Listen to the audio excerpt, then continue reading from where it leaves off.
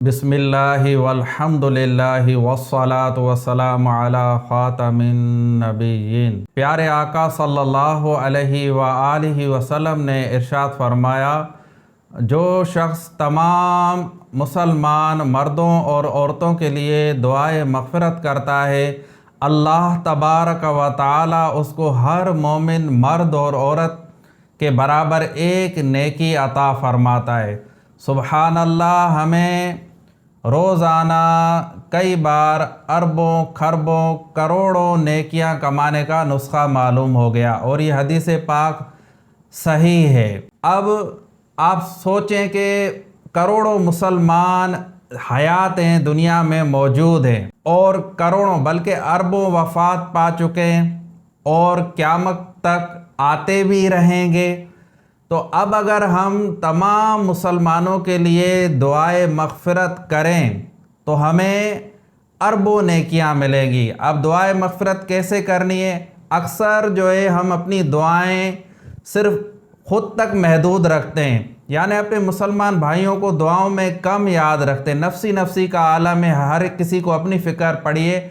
हालांकि हम कुरान और हदीस का मुताला करें तो अपने साथ दूसरों के लिए भी दुआ करनी चाहिए। हाँ, अलबत्ता यह है कि इब्तिदा ख़ुद से करनी चाहिए, फिर वालिदैन के लिए दुआ करनी चाहिए और फिर तमाम मुसलमानों के लिए। अब तमाम मुसलमानों के लिए हम दुआए मग़फ़िरत कैसे करें? देखें, अरबी में भी कर सकते हैं या अपनी ज़बान में उर्दू में कह लें कि या अल्लाह मेरे वालिदैन की और तमाम मुसलमानों की मग़फ़िरत फ़रमा। जब हम ये दुआ मांगेंगे तो रसूलुल्लाह सल्लल्लाहु अलैहि वसल्लम ने फ़रमाया कि हर मोमिन मर्द और औरत के बराबर एक नेकी हमारे नामा आमाल में लिखी जाएगी। अब दुनिया में करोड़ों मुसलमान हैं और अरबों मुसलमान वफ़ात पा चुके हैं मोमिन, तो कितनी नेकियां मिलेंगी। तो इस नुस्खे पर अमल करें और अपने नामा आमाल में नेकियां दर्ज करवाएं। मुसलमानों को चाहिए कि एक दूसरे के लिए दुआएं करें। एक दूसरे के लिए दुआएं करने की बड़ी बरकतें हैं, इसके बड़े फ़ज़ाइल हैं और रसूलुल्लाह सल्लल्लाहु अलैहि वसल्लम ने इसकी तरगीब इरशाद फरमाई है। बड़ी आलीशान हदीस पाक है। प्यारे आका सल्लल्लाहु अलैहि वसल्लम ने इरशाद फरमाया, मेरी उम्मत कब्र में गुनाह समेत दाखिल होगी और जब निकलेगी तो बेगुनाह होगी, क्योंकि वो मोमिनीन की दुआओं से बख्श दी जाती है। सुबहान अल्लाह।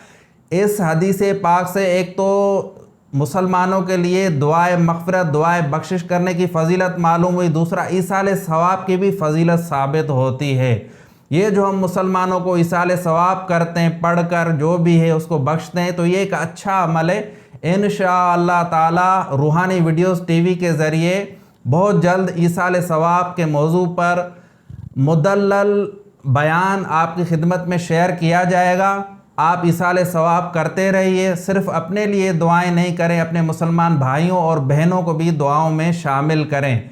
रसूलुल्लाह सल्लल्लाहु अलैहि वसल्लम ने इरशाद फरमाया कि जो शख्स अपने मुसलमान भाई के लिए उसकी गैर मौजूदगी में दुआ करता है तो अल्लाह तबारक व तआला वो दुआ ज़रूर कबूल फरमाता है और फ़रिश्ते उसकी दुआ पर कहते हैं कि अल्लाह पाक ये दुआ तेरे हक़ में भी कबूल फरमाए। फ़रिश्ते आमीन कहते हैं।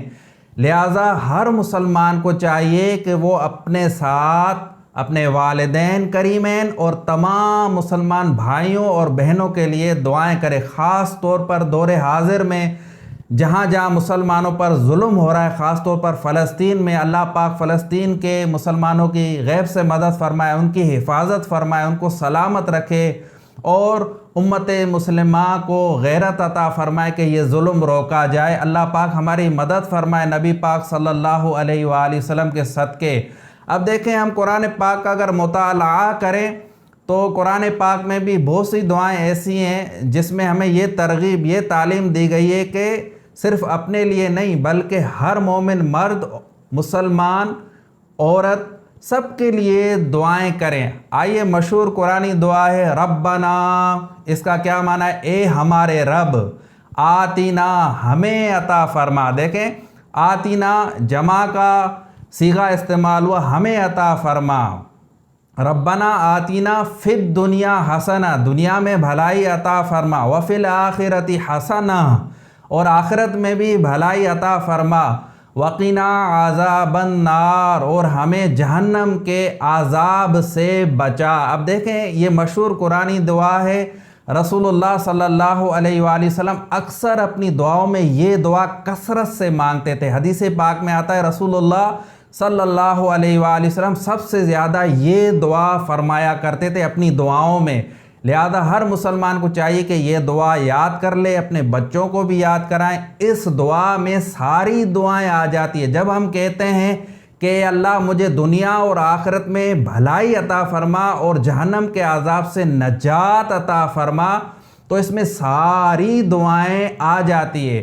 دوسری مشہور دعا ہے جو کہ ہم نماز میں بھی التحیات درود ابراہیمی پڑھنے کے بعد اکثر مسلمان یہ پڑھتے ہیں، رب اجعلنی یہ پڑھتے ہیں، اور اس کے بعد جو ہے ربنا اغفر لی، اے ہمارے رب مجھے معاف کر دے، ولی اور میرے والدین کو بھی معاف کر دے، وللمؤمنین یوم یقوم الحساب، اور سب مسلمانوں کو بھی معاف کر دے جس دن حساب ہوگا۔ آپ دیکھیے اس میں بھی قرآن پاک میں اللہ تبارک و تعالیٰ نے کیا تعلیم دی، پہلے اپنے لیے دعا کرو ربنا اغفر لی، پھر جو ہے والدین کے لیے ولی والدیہ، پھر وللمؤمنین تمام مسلمانوں کے لیے یوم یقوم الحساب، جس دن حساب ہوگا یعنی قیامت کے دن۔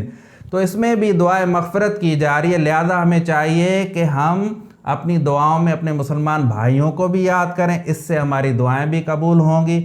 اللہ تبارک و تعالی ہمیں عمل کرنے کی توفیق عطا فرمائے۔ وما علینا الا البلاغ المبین۔